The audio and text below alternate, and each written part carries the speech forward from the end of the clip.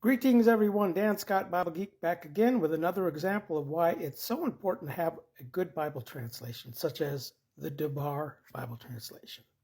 For example, in John chapter 5, verse 29, we see that those having done evil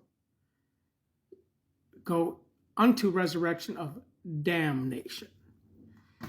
Where if you look at the word damnation here, it's krisis, which does not define damnation. It defines judgment, where you see they've translated it judgment 41 times. Actually, 41 times out of 48 total occurrences, where they just chose to translate it damnation 3 times, and then accusation twice and condemnation twice. But the context here is judgment, not damnation, which can be misleading to the casual Bible reader. Where in fact, you see right here in the next verse, the same Greek word krisis is translated judgment here. My judgment is just, not my damnation is just. Okay, and as for the Greek word krisis, notice how the Devar translation italicizes the ENT. That way, when you're reading the text here in the English translation and you see the little italicized word, you know that this occurrence of the word judgment is krisis, where there's also krima. Where when we see this occurrence of krima, it's not italicized. That's how we can tell the difference. So what's the difference between krisis and krima, judgment? Well, here in the concepts explanations of volume 2 of the Devar work software, we read that krisis, judgment, is the measure taken by which the judged one shall be put to right based on the righteousness of God, the righteous judgment of God. Where then krima, without the italicized, it's the sentence of a judge inflicting judgment, also a judging word of a person.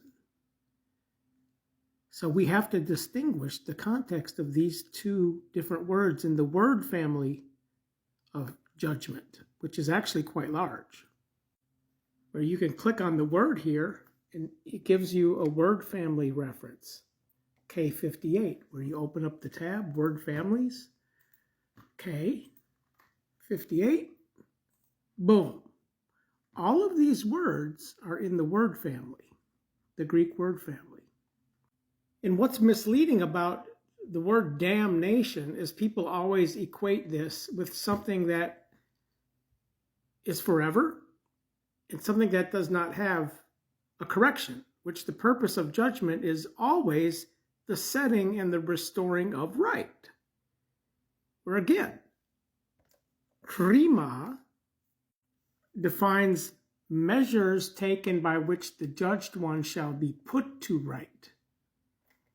So that the Father here gave him, the Son, also the judgment, ENT is in italics, krisis, to do authority, concerns both the good, who will go out into resurrection of life, but those having practiced the malicious, not evil here, the word is different, it's malicious, into resurrection of judgment, krisis, which also has to have an outcome in setting in the restoring of righteousness in those who will be judged. Not damnation, not eternal damnation. Where again, the krisis, or the measures taken by which the judged one will be put to right, is also seen in the context of Christianity's hell. Right? So the judgment of the Gehenna has an outcome. Where in Matthew 25, the conclusion of the right and left paradigm is seen the life in contrast to a discipline here or a punishment. So though the right will come away into the left into Aeonian discipline, punishment, but the righteous into Aeonian life. Hence, those having done the good will go out into resurrection of life, towards it, out of the resurrection. They'll rise out of the died ones and then go towards the resurrection of the Aeonian life.